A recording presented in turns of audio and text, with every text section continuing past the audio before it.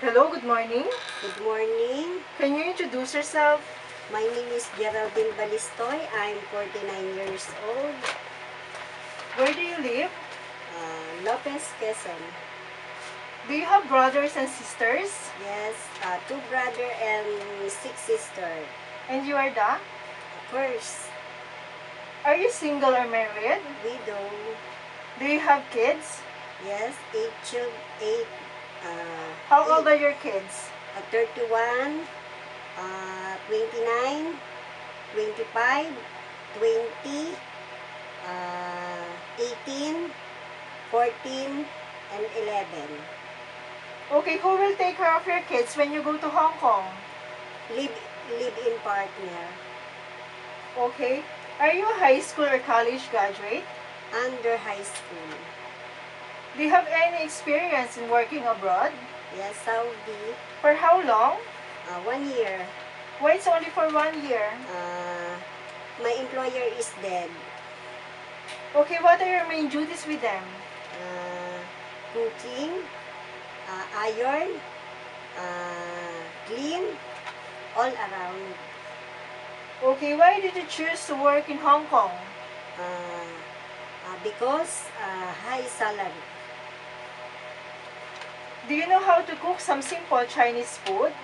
Yes, steamed vegetable, fry, and steamed fish. Okay, are you willing to learn more? Yes, Are you willing to take care of a newborn baby? yes, How about an elder person? yes.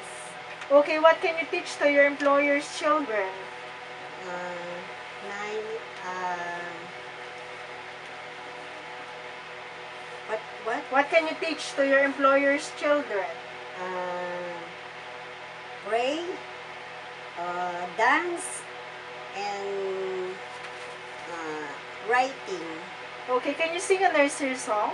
Yes. Can you give an example? A, B, C, D, E, F, G, H, I, J, K, L, M, N, O, P, Q, R, S, T, U, V, W, X, Y, Z. Okay, what kind of employer are you looking for? Nice understanding. Okay. Are you afraid of dogs and cats? No. What can you say about yourself, your attitude?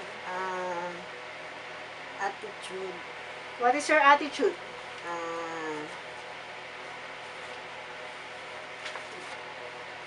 Nice understanding.